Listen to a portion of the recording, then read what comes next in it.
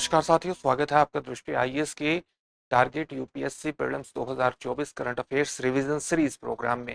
जैसा कि आप लोग सभी जानते हैं, इस प्रोग्राम के अंतर्गत हम विभिन्न सेगमेंट में करंट घटनाओं को समाहित करने का प्रयास कर रहे हैं, जो पिछले एक वर्ष में खास तौर से महत्वपूर्ण रही है, ताकि अपनी प्रीलिम्स परीक्षा में इनसे संबंधित आप प्रश्नों को ठीक कर सकें और एग्जामिनेशन को क्वालिफाई कर सकें।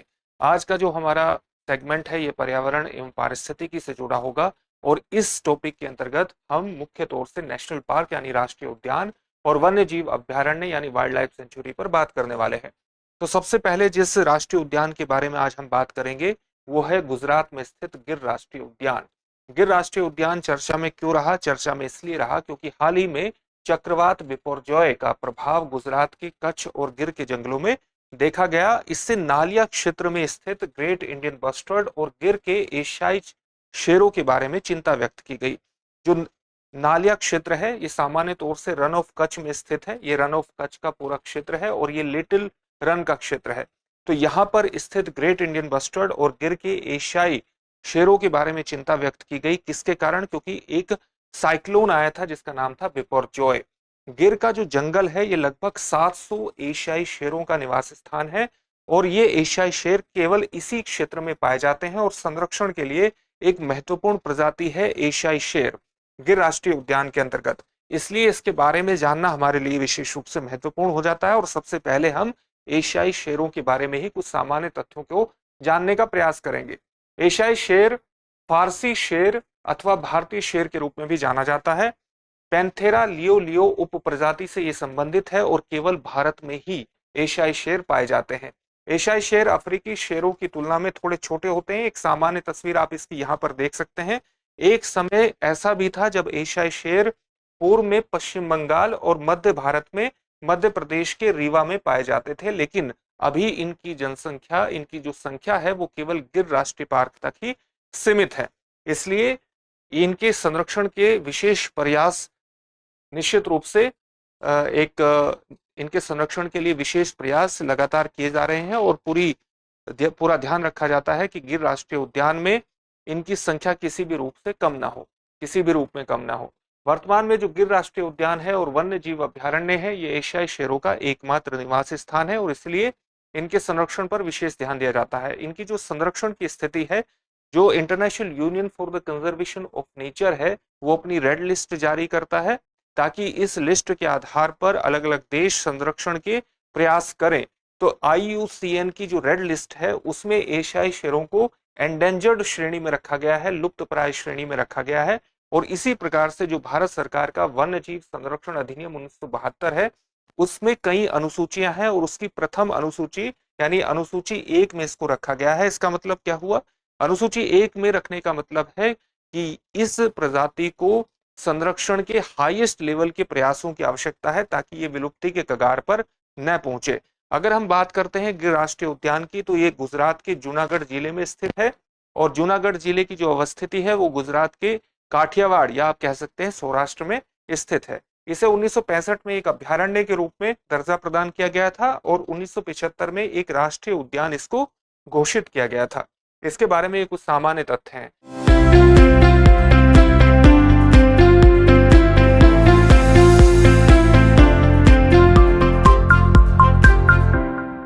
इसी प्रकार से अर्ध शुष्क पश्चिमी भाग में गिर वन शुष्क पर्णपाती वन है।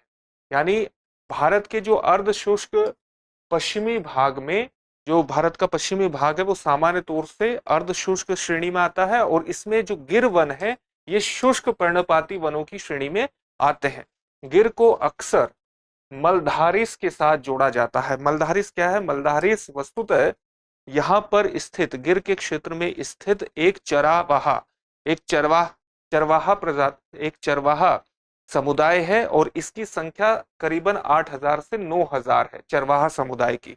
और ये वस्तुतः एशियाई शेरों के साथ ही रहने वाले माने जाते हैं। इस प्रकार से एशियाई शेरों के साथ इनके सहजीवी संबंध है और दोनों ही बहुत समय से साथ साथ ये रहते हैं। जब हम बात करते हैं ग्रेट इंडियन बस्टर्ड की, तो ग्रेट इंडियन बस्टर्ड राजस्थान का राजकीय पक्षी है और भारत का सबसे गंभीर रूप से लुप्त प्राय पक्षी भी इसको माना जाता है।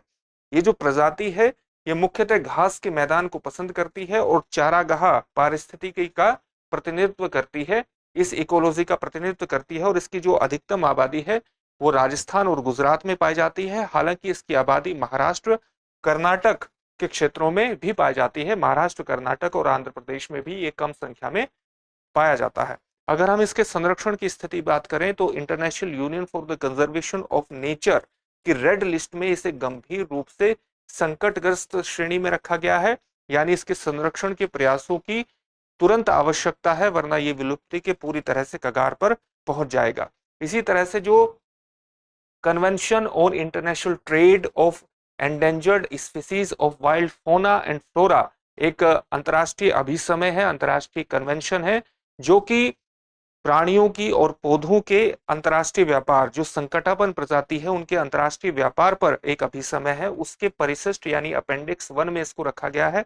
इसका क्या मतलब है? इसका मतलब यह है कि अगर इसके संरक्षण के लिए प्रयास नहीं किए गए तो ये पूरी तरह से विलुप्त हो जाएगा। परिशिष्ट 1 में रखने का ये मतलब है। उसी तरह से कन्वेंशन ऑन माइग्रेटरी स्पीसीज पर, यानी जो प्रवासी पक्षी हैं उस पर जो अभिसमय है, जिसको हम CMS के नाम से जानते हैं, उसी तरह से इसको भी उसकी परिशिष्ट 1 में ग्रेट इंडियन बस्टर्ड को रखा गया है, यानी उसके अपेंडिक्स 1 में रखा गया है। इसका मतलब क्या है कि जहां पर ये पाया जाता है उस पर्टिकुलर क्षेत्र में इसके संरक्षण के विशेष प्रयास किए जाने चाहिए, वरना ये एक ऐसी प्रजाति है जो विलुप्ति की कगार पर पूरी तरह से खड़ी है अगर इसके संरक्षण के प्रयास नहीं किए गए।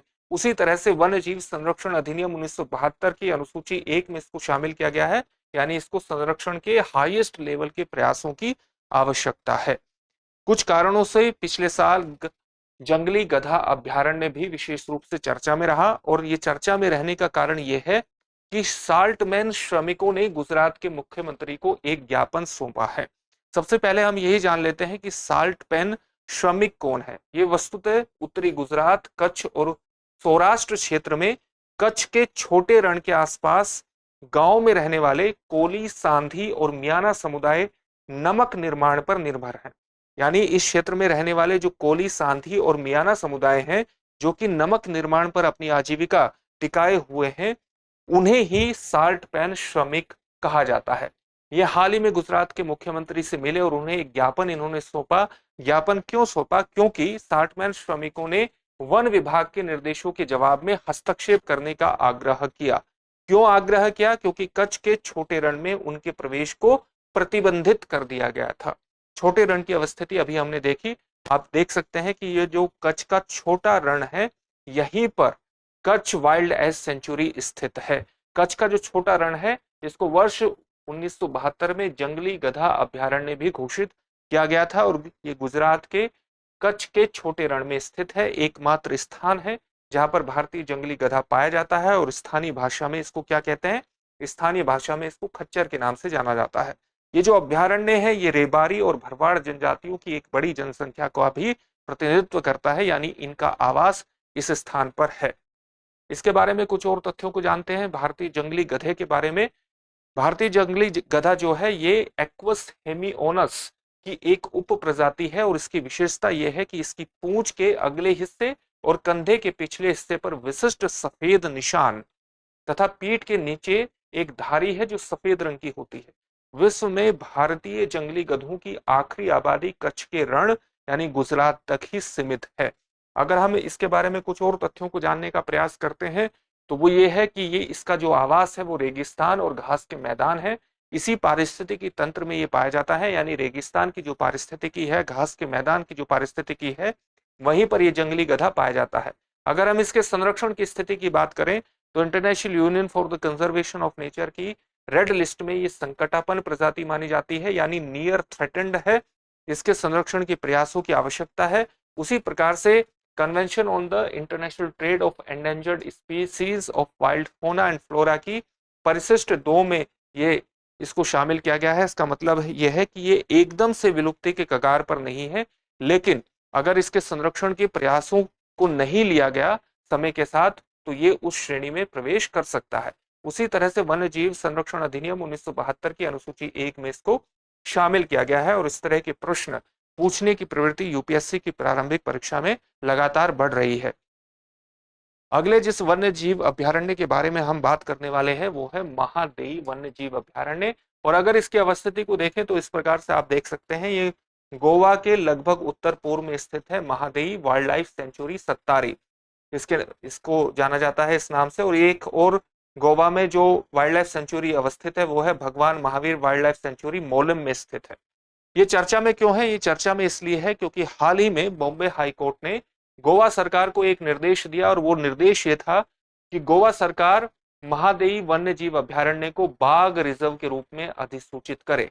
बाघ रिजर्व के रूप में अधिसूचित करने की जो शक्ति है वो कहां पर उल्लेखित है? राष्ट्रीय बाघ संरक्षण प्राधिकरण की सलाह पर वन्य जीव संरक्षण अधिनियम 1972 की धारा 38(5) के प्रावधानों के तहत राज्य सरकारों द्वारा बाघ अभयारण्यों को अधिसूचित किया जाता है।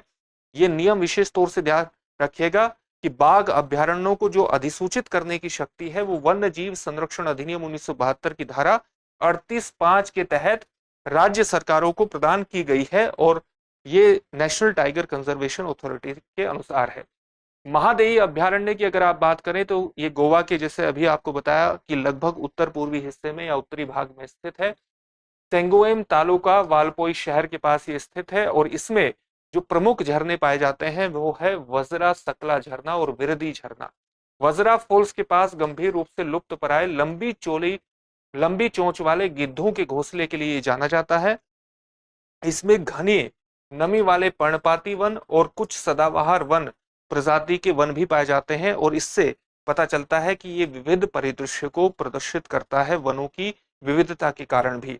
ये अभयारण्य जो है यहाँ पर दुर्लभ और स्वदेशी संरक्षित वृक्षों के उपवनों के लिए भी प्रसिद्ध है, क्योंकि वे भी यहाँ पर पाए जाते हैं। अगर हम महादेई वन्य जीव अभयारण्य में स्थित वनस्पतियों की और जीवों की बात करें तो यहाँ पर भारतीय गौर, बाघ, बार्किंग हिरण, सांभर हिरण, जंगली सुअर और भारतीय खरगोश और कई जीवों के साथ समृद्ध जैव विविधता पाई जाती है। इसी प्रकार से 4 बड़े विषैले सांप भी यहाँ पाए जाते हैं, जिनके नाम है भारतीय करेत, रसेल वाइपर, सो स्किल्ड वाइपर और स्पेक्टिकल्ड कोबरा यहाँ पर पाए जाते हैं।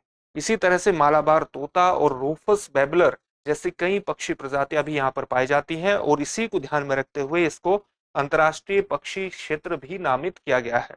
ये गोवा में बाघ संरक्षण के लिए एक महत्वपूर्ण आवास का भी प्रतिनिधित्व करता है। अगर हम इसकी भौगोलिक विशेषताओं के बारे में बात करें तो गोवा की 3 सबसे ऊंची चोटियां यहाँ पर पाई जाती है, जिनका नाम है सोनसोगोर जो 1027 मीटर की है, तलावचे सदा जो 812 मीटर की है, और उसी प्रकार से वागेरी जो 725 मीटर है। गोवा की जीवन रेखा इसको माना जाता है। गोवा की जीवन रेखा जो महादेई नदी है कर्नाटक से निकलती है, और इस अभयारण्य यानी महादेई अभयारण्य से गुजर करके अरब सागर में ये प्रवेश कर जाती है, पणजी में अरब सागर में मिल जाती है। ये अभयारण्य महादेई नदी के लिए जल ग्रहण क्षेत्र के रूप में कार्य करता है। एक और राष्ट्रीय उद्यान लगातार चर्चा में रहा, भीतरकनिका राष्ट्रीय उद्यान। चर्चा में क्यों रहा? क्योंकि वर्ष 2024 में यहाँ पर एक लवणीय जल के मगरमच्छों की गणना की गई, और उसमें यह पाया गया कि भीतरकनिका में लवणीय जल के मगरमच्छों की संख्या में वृद्धि हुई है। इसलिए हमारे लिए जरूरी है कि हम इन लवणीय जल के मगरमच्छों के बारे में जानें। लवणीय जल का जो मगरमच्छ है ये सभी प्रकार के मगरमच्छों में सबसे विशाल होते हैं। एक सामान्य तस्वीर आप इनकी यहाँ भी देख सकते हैं। दुनिया में सबसे बड़ा सरीसृप रेप्टाइल यही माना जाता है, और वैश्विक स्तर पर एक ज्ञात आदमखोर यानी मैन ईटर के रूप में इसको जाना जाता है। इसके बारे में कुछ और महत्वपूर्ण तथ्य पता करते हैं। इस प्रजाति की जो मादा होती हैं वो अपने समकक्ष नर की तुलना में आकार में छोटी होती हैं। इनकी जो लंबाई है, लंबाई 2.5 मीटर से 3 मीटर तक होती है। प्रजाति जो है वो लवणीय जल में पाई जाती है, खास तौर पर तटीय जल या नदियों के निकट ये पाए जाते हैं। इसी प्रकार से इनमें कई ध्वनियों का उपयोग करके संवाद करने की भी क्षमता होती है, जैसे इनमें फुसफुसाने, गुर्राने और चहचाने जैसी विशेषताएं पाई जाती है, और इनके पर्यावास में मैंग्रोव वन तथा अन्य तटीय आवास शामिल होते हैं। तो ये इसके बारे में कुछ सामान्य तथ्य हैं। इसी प्रकार से ये किनका शिकार करते हैं? ये जो प्रजाति है जो छोटे कीटों का, उभयचरों का, यानी ऐसी प्रजातियां जो जल के साथ साथ स्थलों पर भी रहने में सक्षम हो। उसी प्रकार से अन्य रेप्टाइल्स का, क्रस्टेशियाई कैसे हो जिनके ऊपर एक कठोर खोल जैसी संरचना होती है और कई जोड़ी पैर जिनमें स्थित होते हैं उनको हम क्रस्टेशियंस के नाम से जानते हैं। जैसे झींगा इसमें शामिल होता है, उसी प्रकार से क्रस्टेशिया में केकड़ा शामिल होता है। तो कई क्रस्टेशियाओं तथा अन्य छोटी मछलियों का ये शिकार करते हैं। अगर आप लवणीय जल के मगरमच्छों की संरक्षण की स्थिति के बारे में जानना चाहते हैं तो international union for the conservation की रेड लिस्ट में इनको लीस्ट कंसर्न माना गया है। लीस्ट कंसर्न क्यों माना गया है? जैसा कि अभी आपको गणना से पता चलता है कि 2024 की इनकी संख्या में बढ़ोतरी हो रही है, तो इनको लीस्ट कंसर्न माना गया है। लेकिन इनको वाइल्ड लाइफ प्रोटेक्शन एक्ट 1972 की अनुसूची 1 में रखा गया है, क्योंकि इनकी संख्या में बढ़ोतरी अब हो रही है। एक बार ऐसा माना गया था कि ये विलुप्ति के कगार पर पहुंच सकते हैं और इसलिए इनको इस अनुसूची में रखा गया था। इसी तरह से साइट्स यानी convention on international trade off endangered species की परिशिष्ट में इनको पहले परिशिष्ट और दूसरे परिशिष्ट में शामिल किया गया है। अगर हम भीतरकनिका राष्ट्रीय उद्यान की बात करें तो देखें आप, इसकी अवस्थिति यहां पर पड़ेगी और ये ओडिशा में स्थित है। पश्चिम बंगाल में सुंदरबन के बाद भारत का दूसरा सबसे बड़ा मैंग्रोव वन यहां पर स्थित है और दोनों क्षेत्र यानी सुंदरबन के साथ साथ भीतरकनिका राष्ट्रीय उद्यान जो है वो लवणीय जल मगरमच्छ के 3 प्रमुख क्षेत्रों में शामिल है। तो एक क्षेत्र क्या हुआ लवणीय जल मगरमच्छों का? सुंदरबन। दूसरा क्षेत्र कौन सा हुआ? भीतरकनिका राष्ट्रीय उद्यान। और तीसरा क्षेत्र कौन सा हुआ? अंडमान और निकोबार द्वीप समूह। भीतरकनिका जो नेशनल पार्क है ये मूल रूप से खाड़ियों और नहरों का एक ऐसा नेटवर्क, एक खाड़ियों का और नहरों का नेटवर्क माना जाता है। यानी यहाँ पर बहुत सी खाड़ियां और नहर स्थित हैं और इसका एक प्रमाण यह है कि ब्राह्मणी, बैतरणी, धामरा और पतासला नदियों के जल से ये पूरा क्षेत्र भर जाता है और एक अद्वितीय यानी अनोखी पारिस्थितिकी तंत्र का निर्माण करता है। एक बहुत ही अनोखे इकोलॉजिकल सिस्टम का ये निर्माण करता है भीतरकनिका के बराबर में ही आप यहाँ पर गहीर माथा वाइल्ड लाइफ सेंचुरी की भी अवस्थिति देख सकते हैं। इसके बारे में कुछ और तथ्य ये है कि अभ्यारण्य की जो पूर्वी सीमा है उस पर गहीर माथा समुद्र तट है, जैसा कि अभी आपको दिखाया गया था, और यहीं पर ओलिव रिडले समुद्री कछुओं का सबसे बड़ा निवास स्थान है। ये ओलिव रिडले समुद्री कछुए हैं। इस उद्यान में एक अनूठा स्थल सूरजपुर क्रीक के निकट स्थित बगागना है, जो एक हेरोनरी जलीय पक्षियों का प्रजनन स्थल है। तो ये भी एक महत्वपूर्ण तथ्य है और आप इसको निश्चित रूप से याद रखिएगा। सूरजपुर क्रीक के निकट बगागहना जो एक हेरोनरी है, जलीय पक्षियों का प्रजनन स्थल है। इसी प्रकार से घोंसले बनाने के लिए हजारों पक्षी यहाँ की खाड़ी में निवास करते हैं और भीतरकनिका में किंगफिशर पक्षियों की 8 प्रजातियां पाई जाती है। इस उद्यान में विश्व धरोहर सूची में शामिल करने के लिए इस उद्यान को विश्व धरोहर सूची में शामिल करने के लिए चुना गया है, यानी भविष्य में ये विश्व धरोहर सूची में शामिल हो सकता है। इसी प्रकार से एक और टाइगर रिजर्व लगातार चर्चा में रहा और सामान्य तौर से चर्चा में हर साल रहता है, Corbett tiger reserve. Corbett tiger reserve की अगर हम बात करें तो हाल ही में सर्वोच्च न्यायालय ने कॉर्बेट टाइगर रिजर्व के बफर क्षेत्र में यानी इसके बाहरी क्षेत्र में उत्तराखंड के पखराऊ में टाइगर सफारी की स्थापना को मंजूरी प्रदान की है। अगर हम टाइगर सफारी की बात करें तो टाइगर सफारी क्या होती है? बाघों को उनके प्राकृतिक आवास में देखने के लिए चलाया जाने वाला एक अभियान है। सफारियां जो है वो सामान्यतः राष्ट्रीय उद्यान और वन्य जीव अभ्यारण्य जैसे संरक्षित क्षेत्रों में ही होती है और सफारी का एक सामान्य उदाहरण आप यहाँ भी देख सकते हैं। इसी तरह से अगर हम परिभाषा की बात करें सफारी की तो वन्य जीव संरक्षण अधिनियम 1972 में टाइगर सफारी को परिभाषित नहीं किया गया है। इस अधिनियम में केवल ये कहा गया है कि अभ्यारण्य के अंदर वाणिज्यिक पर्यटक लॉज, होटल, चिड़ियाघर और सफारी पार्क का कोई भी निर्माण अधिनियम के तहत गठित राष्ट्रीय वन्य जीव बोर्ड की पूर्व मंजूरी के बिना नहीं हो सकता। यानी राष्ट्रीय वन्य जीव बोर्ड की पूर्व मंजूरी इसके लिए आवश्यक होती है। बाघ सफारी की जो अवधारणा है उसको राष्ट्रीय बाघ संरक्षण प्राधिकरण द्वारा पर्यटन के लिए वर्ष 2022 के दिशा निर्देशों में प्रस्तुत किया गया था। अगर हम बात करें इसी की कि इसके जो ये नेशनल टाइगर बाघ सफारी की अवधारणा की बात करें, जिसे राष्ट्रीय बाघ संरक्षण प्राधिकरण द्वारा पर्यटन के लिए 2012 के दिशा निर्देशों पर प्रस्तुत किया गया था। इससे क्या हुआ? इससे बाघ अभयारण्यों के बफर क्षेत्रों में ऐसे प्रतिष्ठानों की अनुमति दी गई।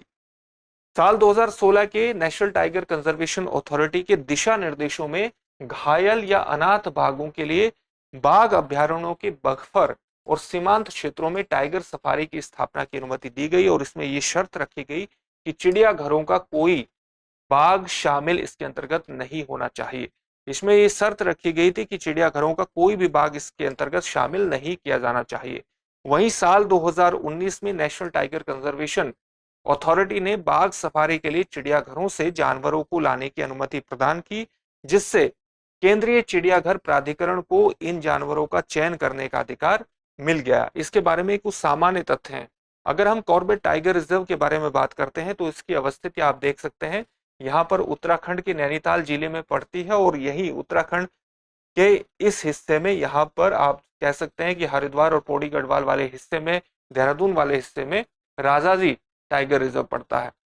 तो ये कॉर्बेट नेशनल पार्क की अवस्थिति नैनीताल जिले में पड़ती है और इसकी स्थापना साल 1936 में हैली नेशनल पार्क के रूप में की गई थी। उद्देश्य क्या था? उद्देश्य था लुप्तप्राय बंगाल टाइगर का संरक्षण करना। साल 2073 में जब हमारे यहाँ प्रोजेक्ट टाइगर की शुरुआत हुई, टाइगर के संरक्षण को ध्यान में रखते हुए, तो प्रोजेक्ट टाइगर की शुरुआत कॉर्बेट नेशनल पार्क से ही की गई थी, जो भारत का पहला राष्ट्रीय उद्यान भी है। इसके मुख्य क्षेत्र में कॉर्बेट राष्ट्रीय उद्यान, जबकि बफर जोन में आरक्षित वन और साथ ही सोना नदी वन्य जीव अभ्यारण्य, यानी इसका जो बाहरी क्षेत्र है वहां पर आरक्षित वन के साथ साथ सोना नदी वन्य जीव अभ्यारण्य भी पड़ता है। तो इसके बीच यहाँ पर सोना नदी वन्य जीव अभ्यारण्य की अवस्थिति भी है। रिजर्व का जो पूरा क्षेत्र है, सामान्य तौर से आप देख सकते हैं, ये पहाड़ी क्षेत्र माना जाता है और यहाँ पर रामगंगा, सोना नदी, मंडल, पालेन और कोसी जैसी नदियां इस क्षेत्र से होकर के बहती है। उत्तराखंड के कुछ अन्य प्रमुख संरक्षित क्षेत्रों की अगर हम बात करें तो एक है नंदा देवी राष्ट्रीय उद्यान, एक है फूलों की घाटी राष्ट्रीय उद्यान जो कि चमोली में स्थित है। फूलों की घाटी और नंदा देवी जो राष्ट्रीय उद्यान है, ये यूनेस्को के विश्व धरोहर स्थल में शामिल है और ये स्पेशल फैक्ट है और आपको याद होना चाहिए। उसी तरह से हमने अभी देखा था राजाजी नेशनल पार्क की अवस्थिति, जो कि उत्तराखंड में ही स्थित है और जिसकी अवस्थिति आप कह सकते हैं कि उत्तराखंड के हरिद्वार और देहरादून वाले हिस्से में पड़ती है। तो राजाजी राष्ट्रीय उद्यान की अवस्थिति है और उसी प्रकार से गंगोत्री राष्ट्रीय उद्यान जो कि उत्तरकाशी में स्थित है, उसकी अवस्थिति है। तो उत्तराखंड के ये कुछ प्रमुख संरक्षित क्षेत्र हैं और ये पिछले एक वर्ष की कुछ पारिस्थितिकीय दृष्टिकोण से, या आप कह सकते हैं कि कुछ ऐसे राष्ट्रीय पार्क और वन्य जीव अभ्यारण्यों की बात हमने की जो पिछले एक वर्ष में लगातार चर्चा में रहे।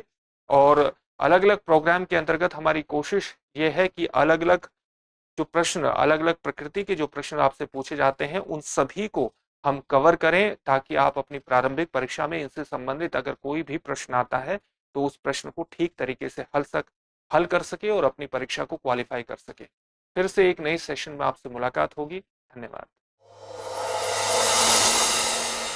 डियर व्यूअर्स, अपने एग्जाम की तैयारी को और बेहतर करने के लिए हमारे चैनल को लाइक, शेयर और सब्सक्राइब करना न भूलें।